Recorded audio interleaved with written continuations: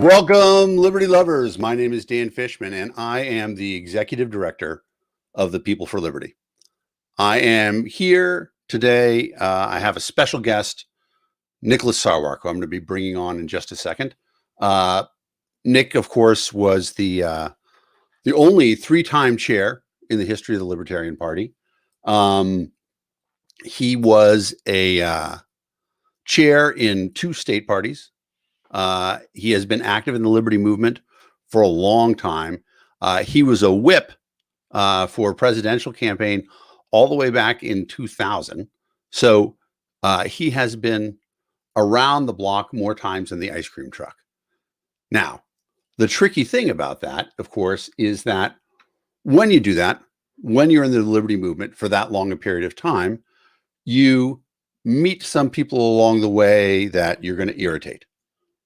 You can't avoid it. Part of being in a position of leadership, and libertarians, we don't particularly like the term leadership, but being in a position of running a party, and for libertarians, we don't really believe that the party needs leaders, but we have direction, that sort of thing. It's very important that we have movement in the party. And so to that extent, Nick is a guy who at times has been a firebrand, at times has been seen as a leader. And now that he is 6 months, actually 8 months removed from the party, we are looking at a different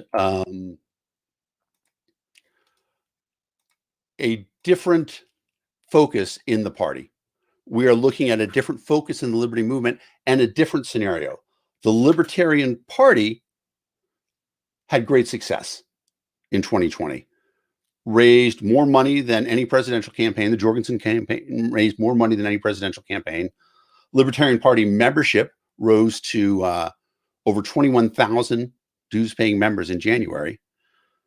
But we're in a new world right now. We are in the post-Trump, post-people storming the White House world. And in that world, the Liberty movement is facing a very different scenario. And into that different scenario, there's a need for libertarian policy. And to that extent, I am joined by the director of the Libertarian Policy Institute, the aforementioned Nicholas Sarwark. Nick, thanks so much for joining us on Liberty Lunch Power Hour. Thank you so much, Dan, for taking the time out of your day to share with everybody the work that you're doing and try and, I liked working with you to succeed, and I like collaborating with you to succeed right now. And I think we should just keep doing this no matter what organization we're involved in.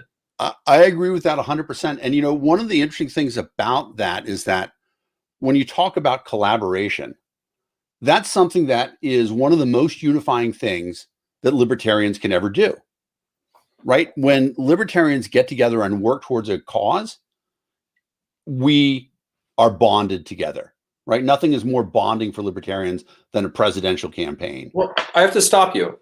Okay. Because it doesn't just apply to libertarians. This is fundamental to people. People that work together grow closer when they're working for a common goal. So it applies to libertarians. Those are the people we're talking to, or people that want a freer world. But any person comes closer to someone if they work together on a project. I mean, would you agree with your past experience in professional life? I have to agree with you 100%. It is one of the things that I used to always say is that people, if you ask them to put their shoulder to the wheel, everybody's happy to get together and push. But if you try to harness them, they're going to spit the bit. And that's exactly it. When we get together and work together towards something, that is a unifying experience. And so it seems like that's something that right now, the Liberty movement could take advantage of. It's what's needed right now. And I had some technical issues. I didn't hear the whole intro, but a lot of people asked, why is it that you didn't seek a fourth term as chair? Why are you not why don't you have any actual officer or official position in the Libertarian Party, either in New Hampshire or nationally. And the truth is, the problems that we have now are different from the problems that we had then. We solved the problems that we could. We took the party to a level that it's not ever been to before, except maybe a blip in the early 2000s. But the work that needed to be done next, following the Wayne Gretzky axiom of go to where the puck's going to be, the problems of now are that we need to bring people together. The country needs to come back together. And my time in electoral politics was all about splitting coalitions to kind of build a libertarian majority, right? Breaking people apart to take the component pieces, right? And that's still how I strategize with candidates like Ricky Harrington over this last election cycle down in Arkansas. Like, how do we break away the voters that we need to have electoral success? But I don't want to spend my life breaking things apart. Right. I want to spend my life putting things together. Starting with the country, but we'll move on from there. Well, it's interesting. You had mentioned to me a term of art of libertarians collaborating together. I think you should get credit as a wordsmith. I appreciated it, so you should get credit for saying it the first time on the air. Oh, that they're lobsters in a bucket? Oh, well, I was thinking of the phrase that you used, co-libertarian. Oh, yeah. Sorry. Oh, that phrase. Okay. Well, let me describe it first, and then let me tell you the phrase, because it's not quite right, but you're close. So I have to give a shout out and express some public gratitude to Judge Jim Gray.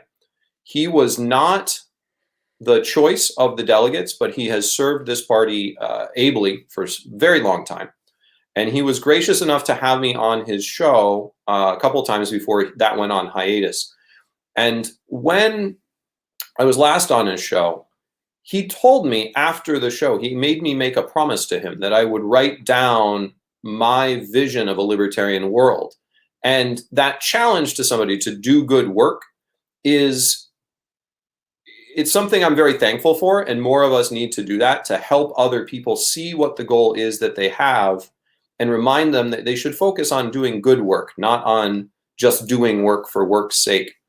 And what I realized is my vision of a libertarian world, in addition to, having my own personal values of stoicism and some other, things that not everyone agrees with me about, my vision is a world that's collaborative. Because when you're working together on a shared goal, you focus on what you're trying to do, and you don't focus on the differences you might have. And yes, hating another team, hating on someone can bring people together. 2 Minutes Hate was in 1984 for that reason. It was a way to unify the population under a tyrannical, authoritarian regime. But shared work is stronger. It's a slower process, but it's stronger. The friends that I've made over the last couple of decades being active and trying to make the Libertarian Party the biggest party in the country are strong friends because we had a shared mission and we did work together to accomplish something. So the one type of libertarian I'm willing to accept, the one modifier that I will accept to who I am as a libertarian is collaborative. So collaboratarians are the new celebritarians. I like it. Collaboratarian. And that, that leads to an interesting thing, because as we start to collaborate with people, collaboratarians, people who are willing to work together towards us to advance liberty in any one of a myriad of different ways, right? Whether it's drug war, whether it's, alternate currencies, whether it's immigration, whatever it is, increasing this sum of liberty, we're bringing in a lot of allies. Right now, we see the liberty movement growing exceptionally quickly. And for some people who have been in the liberty movement for a long time, that can feel threatening if we start growing so incredibly quickly. And now I'm setting you up for the parable. Which is actually, it's originally Rabbi Dr. Tversky who talks about how lobsters don't have an internal structure. So they have to break out their shell, but it hurts. There's stress when you break out your shell, but that's what's necessary in order to grow. So stress is good, but it should be stress in a direction, right? And so what I realized in the unpleasantness in 2020, where there were a lot of tensions in our party, there were a lot of tensions in the world. There was a lot of conflict over things like COVID and the appropriate response, over the president and whether or not he should be elected again, over a lot of things. Is those tensions don't have to be resolved. Those conflicts can be let go because they're not conflicts towards any end. They're about who's in charge or who gets credit. They're not about what are we trying to accomplish. And I realize that there are two kinds of people. There are people who are focused on what they want to see happen, the vision they have for what they want to make in the world. And there are people who are focused on who gets to be in charge of it, who gets to run the thing, who gets paid for the thing, who is going to get credit for the thing. And I don't do a lot of work anymore with the second type of people. I just don't, because I'm a collaboratarian. Because as a collaboratarian, it's also referred to, Bruce Godfrey in Maryland came up with this. It's Frederick Douglass libertarianism, where I would unite with any man to do right and with no man to do evil. Right. And that's a great way to put it, because it is one of those things that intrinsically most of us will know what is right. And, it's hard to define it, because there are going to be some things that seem right to me that, might seem an outlier position to somebody else. But the general consensus of what we all know to be right is something that is a unifying experience. That sense of shared values, shared experiences.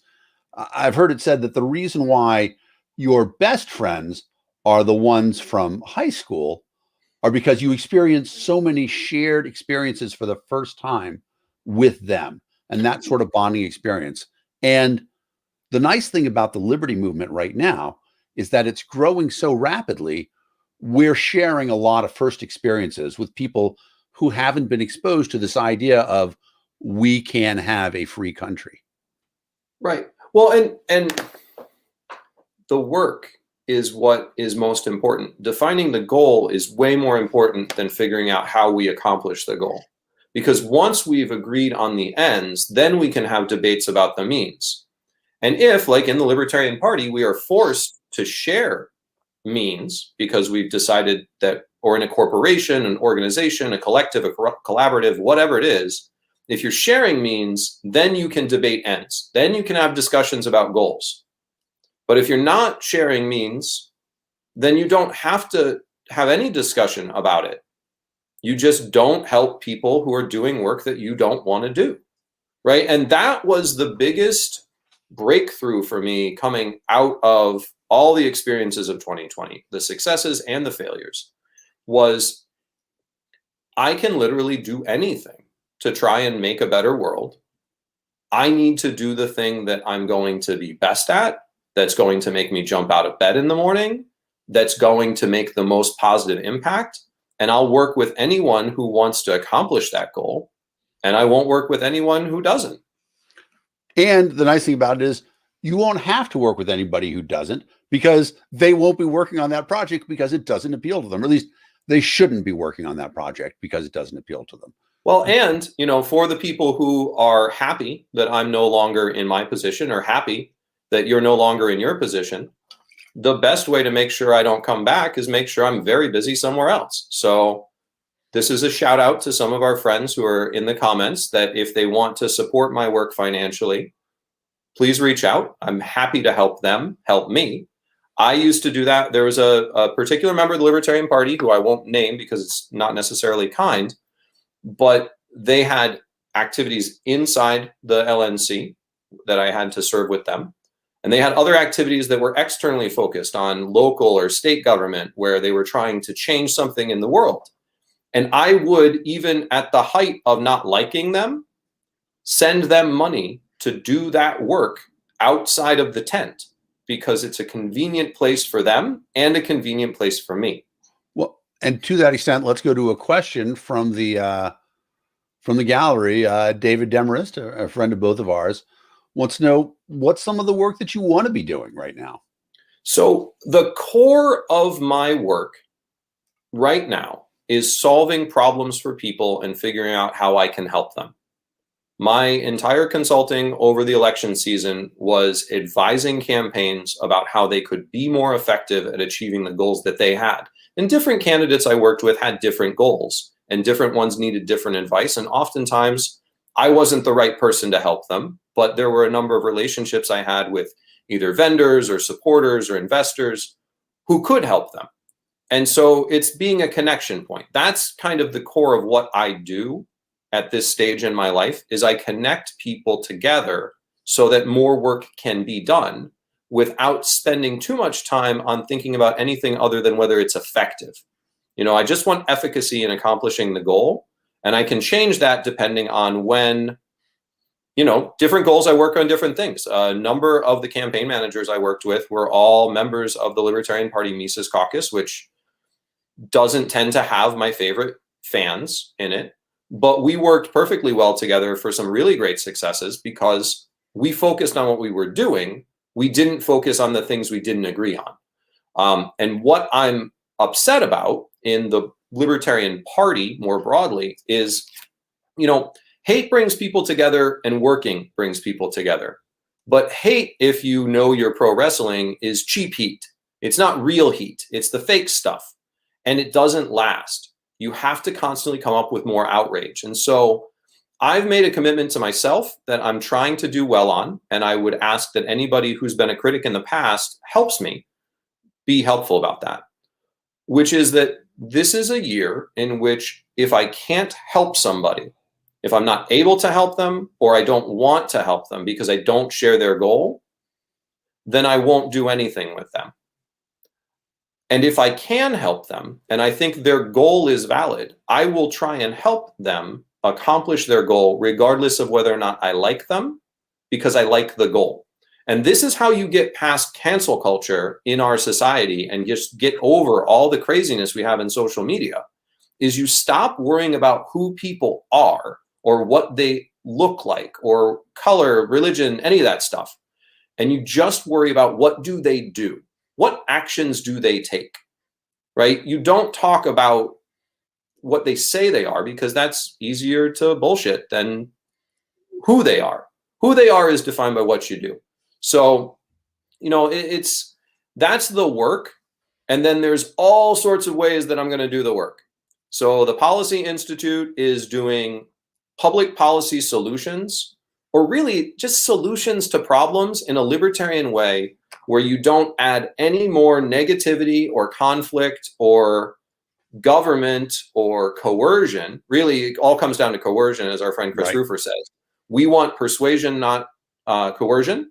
So anyone who's working with those methods, we can support, highlight, help implement those policy solutions.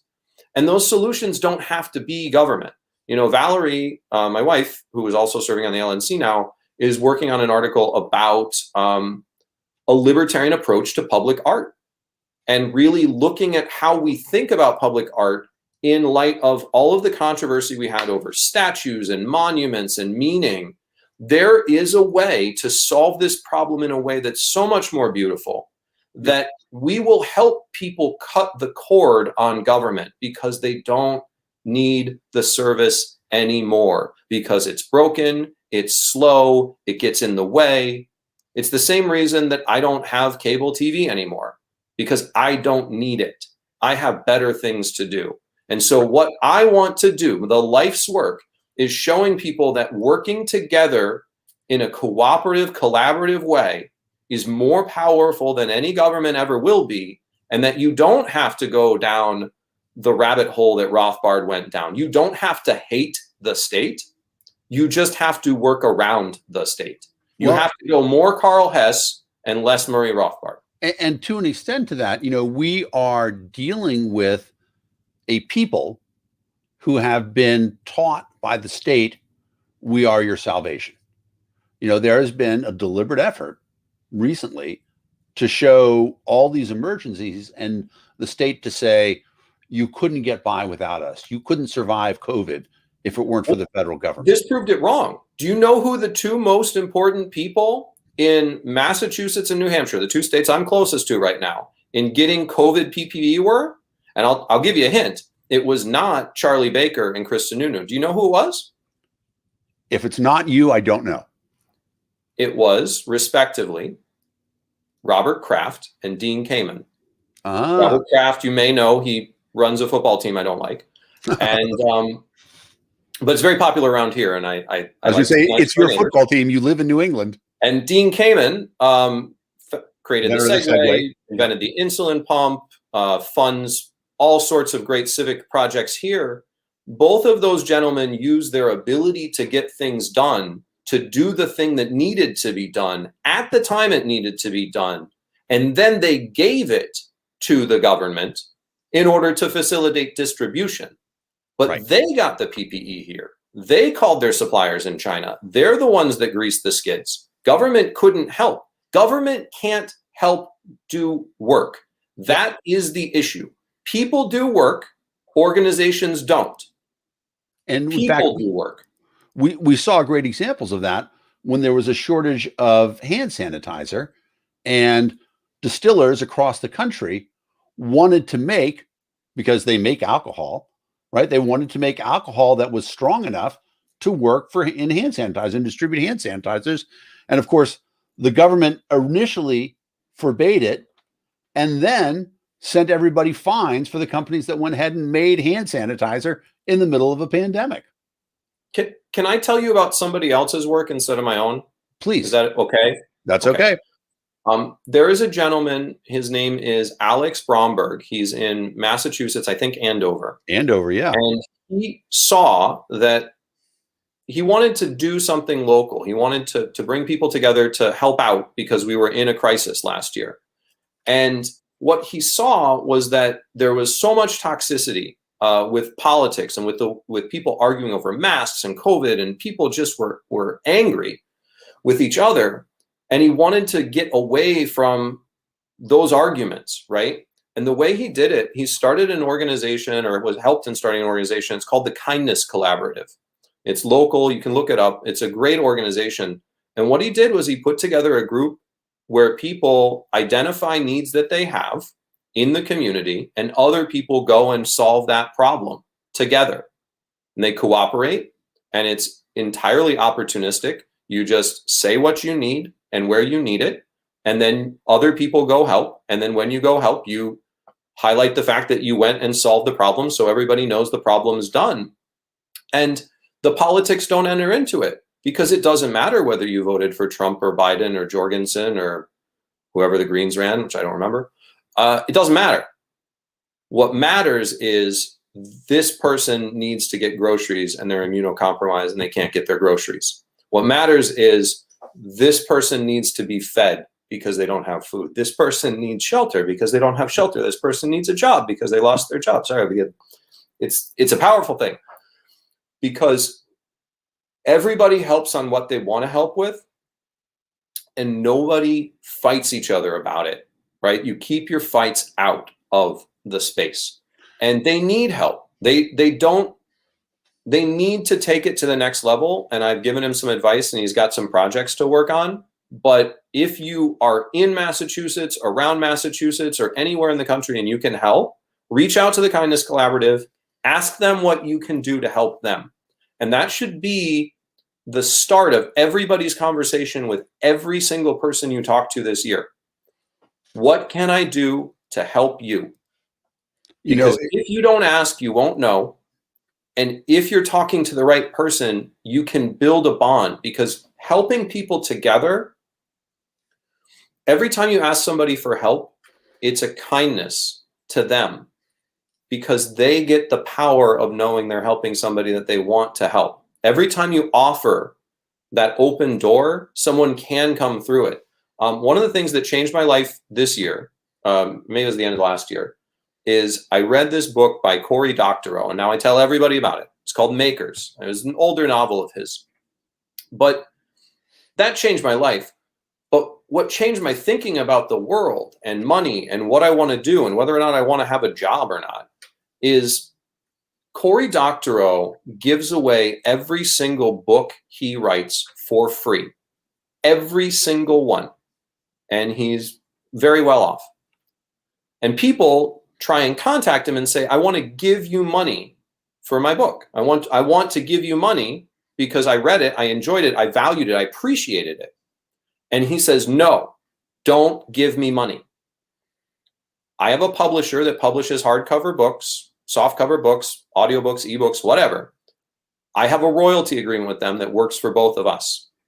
But I also have a lot of people who want to read my books or put them in their school library or use them in their class if they're teaching people about engineering or science and technology.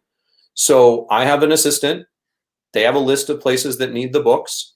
Buy the books, send them there. Let me know when it's done, and I'll take that off the list.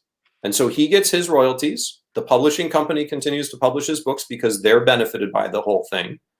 And he makes sure, and this is how he puts it, I want to make sure, I'm sure he'll probably send me an email if I get it wrong. He wants everyone who wants to pay for his work to have the opportunity. And I'll say it again. He wants to make sure that every single person who wants to pay him for his work has the opportunity. The author, Kara just asked, it's Cory Doctorow, Doctorow. I don't actually have. I will pull it up on the screen. Here's what I'll tell you. You send me an email. nsarwark@wedgesquared.com is, the consulting company, and it's as good a place as any, or nsarwark@libertarianpolicy.org. And I will send you his book because I have a PDF copy. I didn't even pay for it. I just downloaded it on a whim, but he's changed my life. And that way of economics is fundamentally more moral and less toxic than American capitalism as it has grown to be. And we need to get to these better ways to do things because, there's a paper written in 2004 by, I think, Adrian Boyer called Wealth Without Money. And he hypothesized that if you could have a machine that could make a machine that could make other things, if the machine could make itself, then everyone could have every resource that they wanted without having to spend anything other than the raw materials and the actual work to build the thing. Right. And we would all be rich and none of us would have any dollars. And this, I believe, is fundamentally, like at core, this is what will bring down government as we have seen it in the past. Because you can't tax stuff. It's really hard to tax stuff. You can only tax money. Right. So I have to point out to people who are interested, Cory Doctorow's website is really easy to know. It is craphound.com. Putting it up there at the bottom, but yeah, you're missing an O though. It's Doctorow. Doctorow, sorry. Can't type and look at the screen at the same time. And so, one of the things I want to do is I just want to do the work that helps other people do the work, right? So there's a lot of projects in the fire. The Policy Institute is kicking up. It's a 501c4 advocacy organization, so it has tax-deductible operations, but the donations are not tax-deductible. And so there are people who want to support this kind of work, but they want a tax deduction or they need a tax deduction. So I'm working with Richard Manzo, my campaign manager from the run for county attorney here. Also elected Libertarian, also elected Libertarian, potentially going to be elected selectman in Goffstown, I believe next week. Wow. We together had the most successful campaigns of any Libertarian candidates in New Hampshire, working mutually beneficially. We shared a rack card that we sent out with postcards. We shared a lot of resources because it made it more effective to do the work. So we learned this model. It's going to be a 501c3 nonprofit that assists immigrants, practically assists immigrants to relocating to northern New England to build better lives for themselves and their families and the communities that they move to. And just to be, I'm going to say a couple things first. There is a musician, almost the equivalent of this, who gives away his work. I just want to give a quick shout out to Jonathan Colton. Yes. Find him at Jonathan Old school. Old school, most famous for his song Code Monkey. Code Monkey. But he essentially says, pay me what it's worth. Here are all my songs. They're free to download. So jonathancolton.com for people who are looking for somebody practicing that same thing of, almost art for art's sake, but also recognizing that the community will reward somebody for adding beauty to the world. But think about, so that organization is being spun up. If you want to be involved in it, one of the things I experienced, I moved here as a Free State Party or the Free State Project participant. And there were a lot of things that were good. And there were some things that were pain points that were difficult. And so if I can expand out to fill a need that I see that needs to be done, to provide some of the practical logistical support, and then figure out programs that provide that support to people who might not already have the resources they need to succeed. Providing practical education to people who need skills, providing advice on starting a company to people who want to be entrepreneurs, providing life advice for people if they just can't see why they're not able to accomplish stuff. But there's more. Yes. What else is there? So some people within our movement are not comfortable supporting things with gifts. Right. They have a very strong attachment to property or this sense of value for value. And the way they value things, it has to be denominated in money. There has to be a transaction. I have objectivist friends who will not take help from me unless they can send me some Bitcoin. Fair enough. And we're friends. We're like good friends. But they have their ethics require the transaction to be mutually financially beneficial. That's how they see the world. So the insight I get from that, there's two insights. One's really important just for how you see things, and it will change how you think. There's one store of value or one currency that we use to exchange value for value that every single human being on the planet has the same amount of. It is absolutely 100% even across the board. I'm dubious already. What is it? It's what we're spending with each other right now. Time. I can't. And more pointedly, or in order to give you like further down the rabbit hole, technically it's attention more so than time. Sure. Time is the universal. Attention is the one that really matters. So I've been toying with ideas. So I normally do initial consultations without any sort of real hurdle, but it costs me time. And so I think I'm going to try sharing some of these ideas, papers, books, movies, YouTube videos you should watch. There's a particular one that I'll ask you to find and post the link because it also changed my life. But do that before they get to meet with you. And the beginning of the meeting is talking about what they got out of the thing you shared with them. Right? Because then there's value for value already. They benefit from even asking for your help. Even if at the end of the call, I'm like, you know what? I don't have any tools that you would be able to use. Right. And that was the call with Alex. That's why he's got homework, because I can't help him in the way that he wanted because he wasn't ready for it. And I liken this a little bit to making things, because using tools, where did I put it? So I just went over the Manchester Makerspace over the weekend, and I learned to weld. Awesome. That is MIG welding. Anyone who does weld knows how terrible that was because it was first. Now, is it no or is it on? Well, it really depends on how you look at the world, doesn't it? I like it. But I wasn't allowed to use any welding equipment until I learned how to use it properly, right? And so you teach other people the skills so that next time I want to build something, it's not how do I do it? It's I'm starting to do it. How can you help me? Right? Right. It did freeze when I went to TIG because TIG's a pain in the butt because you have to manipulate 3 things at once: foot pedal, tungsten arc, and the whatever material that you're fusing into the thing. You learn a ton. But this is the people that want to get money for their value. I want them to be able to help me do the same work. So we are in startup phase. I'm seeking people who have money This is an actual, like, if you have money and you want to invest it, you need to, I'm going to set up a mailing list or something, but we're in the startup phase for a mutual benefit corporation. So it's interesting because I think there's a little synergy here.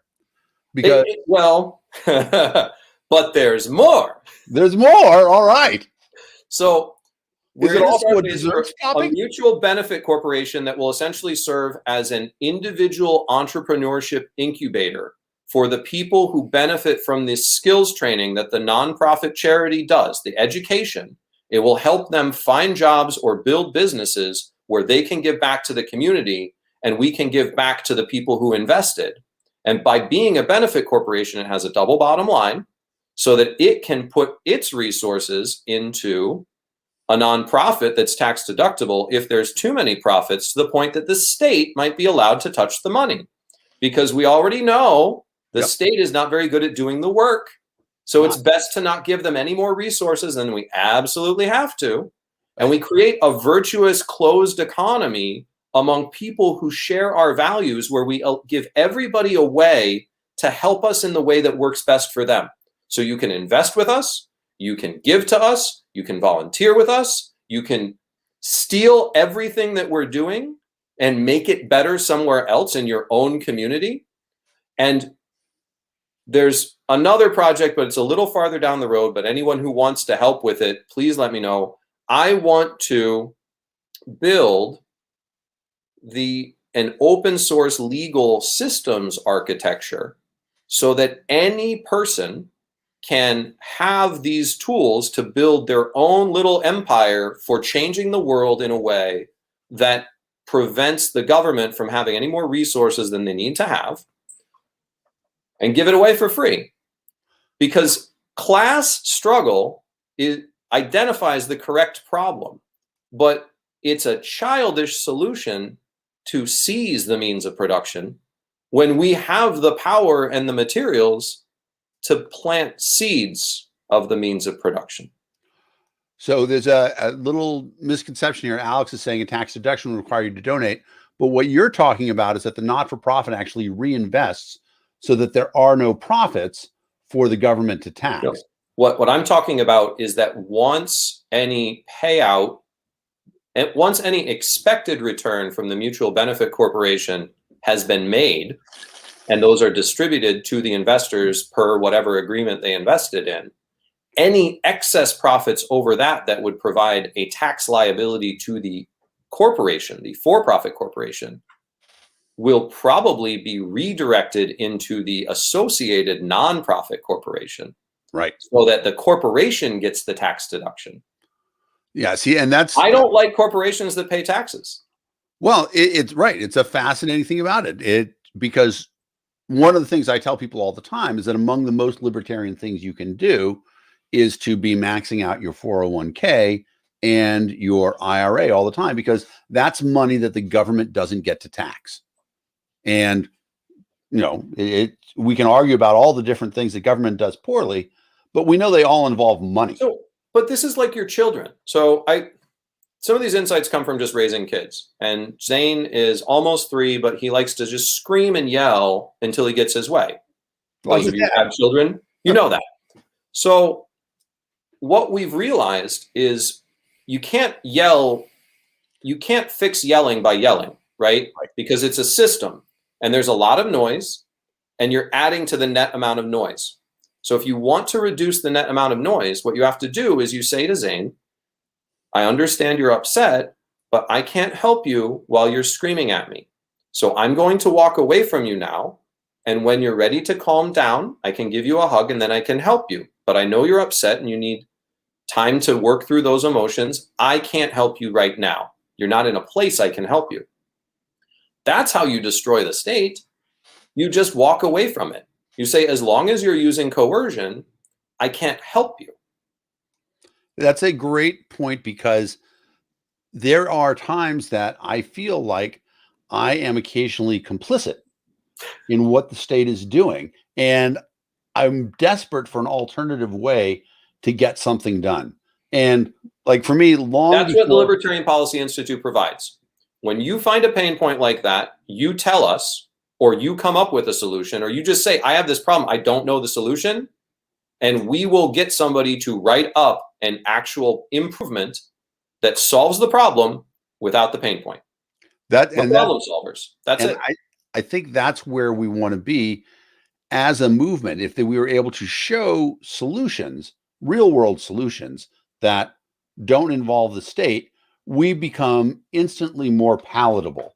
And it's something that people understand because intrinsically, I think almost every grocery store in the world at one point in time has a basket, food for the homeless, or the ability to buy something. And that doesn't go through the government at all. Mm-hmm. It is people contributing, giving food. And that's long before I became active in libertarian politics. This was something that hunger had always been my personal issue, just because it is insane to me that in a country as wealthy as ours, that any kid ever goes hungry. But, a remarkable, still to this day, statistic, 1 out of 5 kids in America is food insecure. Doesn't mean they're necessarily not going to eat. They don't know where their next meal is coming from.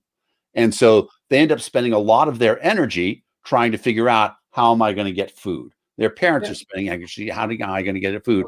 When in reality, if we were to have a way to throw that solution out to the world, out to the rest of their neighbors, people would be happy to take that load. So there's a truth here that you're touching right on. This is the core thing that makes us be how we are and not how some other people are, because we can see something they can't see. And what we see is nobody wants there to be hungry children. And everybody who doesn't want there to be hungry children, if you said, can you give me $5 so I can get a meal, they would feed that child. They wouldn't even give them the $5. They would make them a meal. They'd make them one to freeze, right? They'd give one to their parents. They double check to make sure, is there anything else you need, right? Because people care for other people. People care for other people. Yeah. Governments don't. Right. Well, and to a certain extent, in many ways, we were talking about this. Part of the problem, the break in government, is that our government is run by political parties now. And, you and I both worked for a political party at one point in time, but we had a different goal because the Republican Party and the Democratic Party are both corporations. And we talked earlier about how. So is the Libertarian Party. So is the Libertarian Party, but we have the one different thing about it in that a corporation is actually set up to be a legal construct that removes morality from decision making. A corporation is served means to return profits to its shareholders. The difference in that the LNC is that we're not looking for monetary profits, and we're not actually looking to what the RNC and the DNC want. They want their profits are winning elections, which again, the Libertarian Party, we'd like to win elections, but what we'd really like to see is a minimized government. So the secret to my success, getting reelected multiple times, having improved results over an extended period of time in a very fractious party, is my vision was the Libertarian Party is trying to change things in the world, and politics is the tool that we're best at using in the Libertarian Party. Other people are better at using other tools, right? Welders are not necessarily woodsmiths. It is what it is. So recognizing that we are trying to do something different from what the other parties are trying to do is the way that we refine the walkaway movement. Because the walkaway movement was about walk away from the other party, walk over to ours. And Right. You're still focused on the question, which Killer Mike puts it much more eloquently than I can. You all are over here talking about a Democrat master and a Republican master, and I'm telling you to kill your masters. I don't want to hear about which one's the better master. Kill your masters. That I took to heart because, Killer Mike's a smart dude. That's how we actually walk away effectively. And you're seeing it happen to the Republican Party right now because the bad behavior that they incited was so disgusting to Americans who care about the idea that we have a country that is built not on ethnicity or lineage or who you know or what you know. It's built on the idea that we have a set of shared values that have supermajority consensus, that we believe certain things about you have the liberty to live your life the way you see fit as long as you don't hurt people and don't take their stuff. And the only requirement to be an American is to follow those values. That's it. You can be anything else you want to be. You can be Muslim or Jewish. You can be, nice or mean. You can be a terrible, horrible human being. But if you agree to behave according to those values and that system, we welcome you to live among us, and we work together on the things we like. That's what we want. You're coming into a couple of things that have really troubled me over the last 4 years.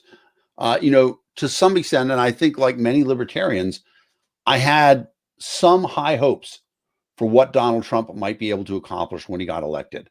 But I'd always been dubious about the term American exceptionalism, because I don't believe that as a people, as people who geographically live within the 50 states, we are exceptional. But I always thought the idea, the American experiment, no more kings, that was a noble idea. And so when I heard Trump talking and saying America first, I had this idea that I would be saying that he was saying our system of government, exactly, our idea that, we are citizens. I don't want to say citizens united because that phrase has been abused, but we are citizens dedicated to the purpose that, all men are created equally, and that we are endowed by our creator with certain inalienable rights. And when I saw it go south, and the thing that I thought about while watching, the Capitol being stormed was the chant, America first, America first, and how divisive that has become now. And so to come full circle to what you were talking about, there is a path back away from this split that's in there, and it's about doing good deeds together. Yeah, no, I want to hit some of the questions because some people have asked some more. Sure. So there's a few that are important. One of them was this question of whether or not mutual aid, or David Dull asked whether or not this nonprofit can also help relocate homeless Americans to northern New England.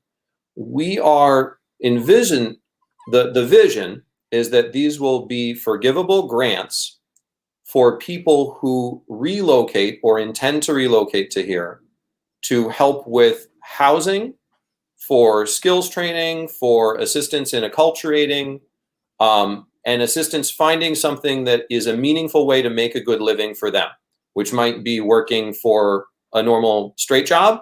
It might be starting something new. It might be going off on their own. But we want to provide them the tools that they need to succeed, with the expectation that they'll pay back the grant if they are able, and then that grant will be given to someone else.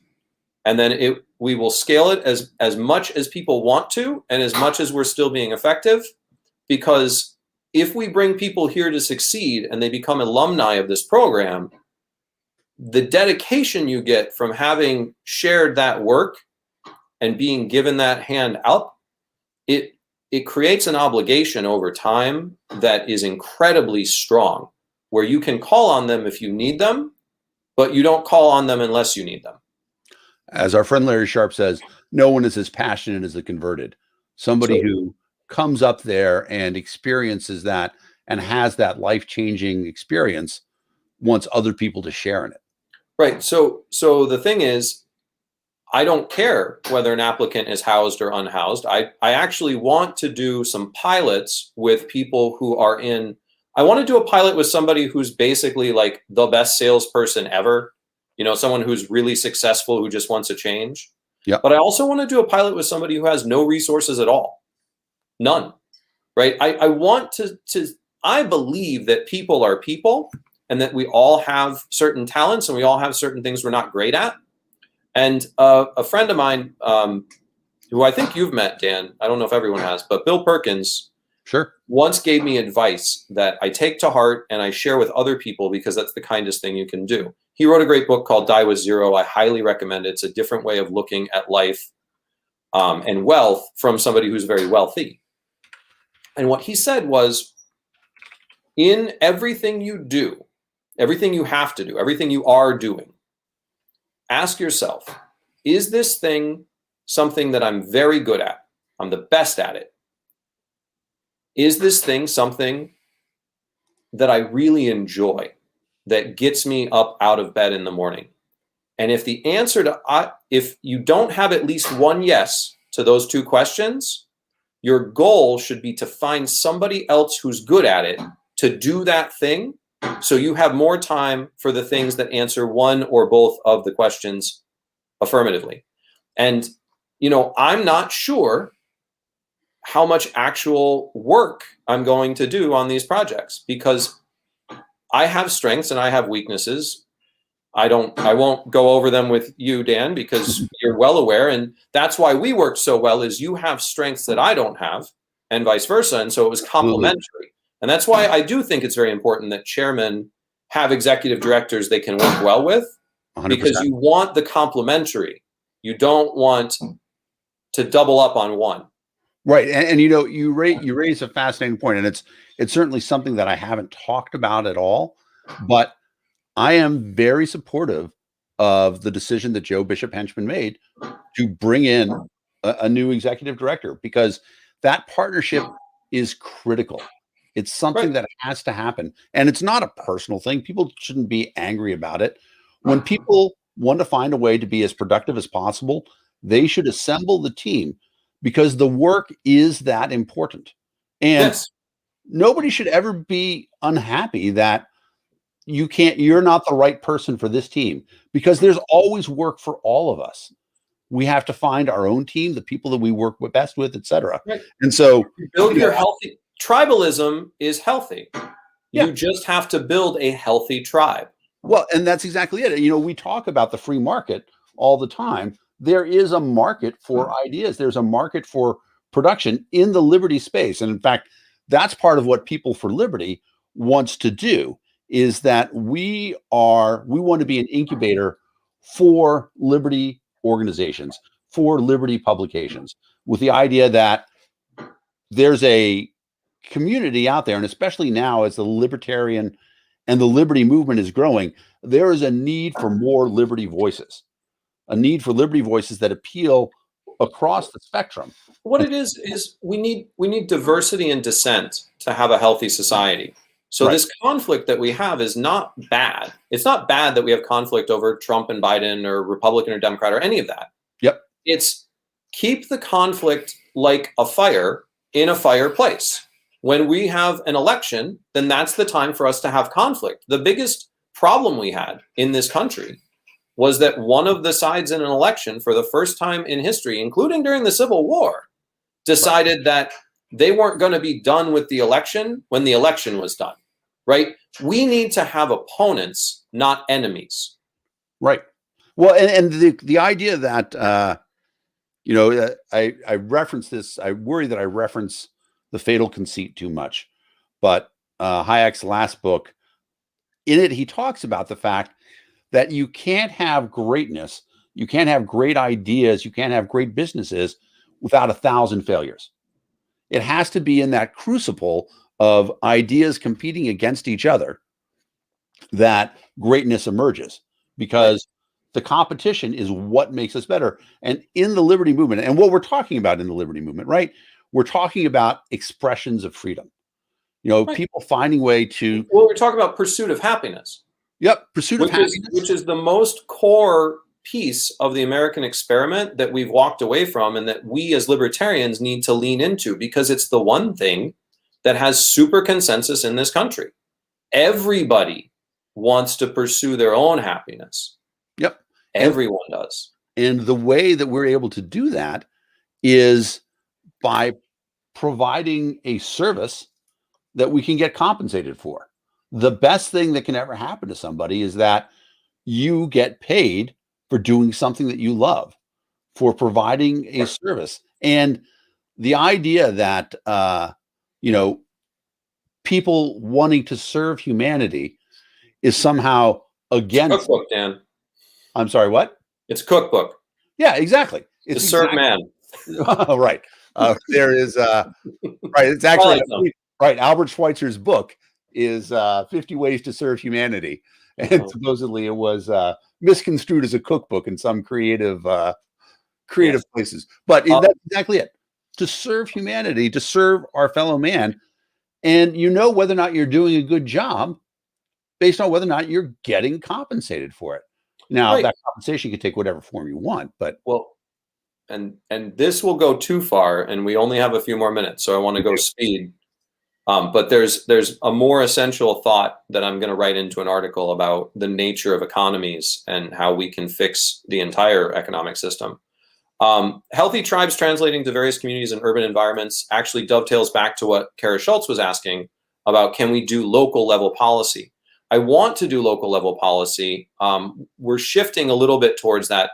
It's very opportunistic. You know, we're doing the work that people show us that we know about, right? Because when I talked to Alex earlier today, he didn't know about all the things I was doing. That's why I wanted to share so many of them with you, so more people know, so more people can help. So if Kara or anyone else has a local problem in their government, they're an elected official and they want to know, like, what do I do? Reach out, right? I've given advice to elected officials all over the country about how to get through a city council meeting and what's the best strategy to, you know, use Robert's rules to accomplish what they're trying to accomplish. And so I think we're ready to work with anybody. And the last thing, you know, that I just want to put out there is, if you have a proposal for work that needs to be done and what you would need to do it, what resources you would need to accomplish the work, a design first, right? A contract-based design where you're telling me what success would look like and what you need to try to achieve that success. Send me those proposals. It's not a formal grant process. You tell me what you want to do, and if I can help you do it and I want it done, then we'll do it. That's an outstanding place for us to be. This has been the Liberty Lunch Power Hour. My name is Dan Fishman. I am the Executive Director of the People for Liberty. My guest is Nicholas Sarwark, also an Executive Director of the technically, yeah. I keep getting ads to run Act Blue on LinkedIn because they're local, and they can't fill that position apparently. Right. And two, I'm apparently now qualified for stuff like that, which is sort of floors me. Somehow I woke up this way and didn't realize how much I had grown. I think you can take it both ways. First of all, it's a compliment about you, but it also talks about how little qualification there is required for jobs within the political world, which is unfortunately something that we also know too personally. But you know, it's been very gratifying for me to see the comments that are going along, and also to see how widely this has been viewed. Because this I have to give an assignment. Sorry, yeah, please give me homework.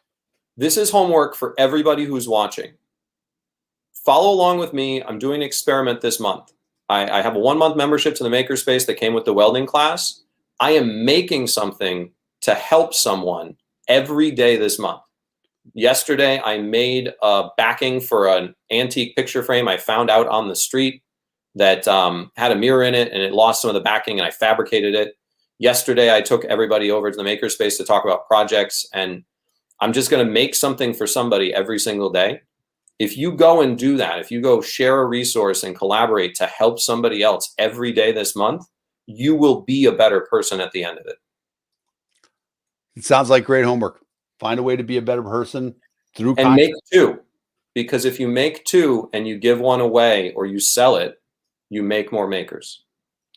That is a exciting proposition. It has been my pleasure to talk with my good friend, Nick Sarwark. I am pleased. You know, I think it's been 5 months since we've seen each other in person. The next time you're up here, come with me and we'll make something together. I couldn't ask for a better invitation. I want to thank everybody else for joining us for the Liberty Lunch Power Hour. As you know, People for Liberty is a 501c4. You can find out more about us at people4, the number Liberty, the number 4, liberty.org. Friday, we have a Liberty Lunch Power Hour with Nicholas Wildstar, who recently was convicted and is potentially going to jail for recording his own court proceedings. That'll be a great show. We look forward to seeing you here next Friday. Thank you, everybody. Thank you. Bye.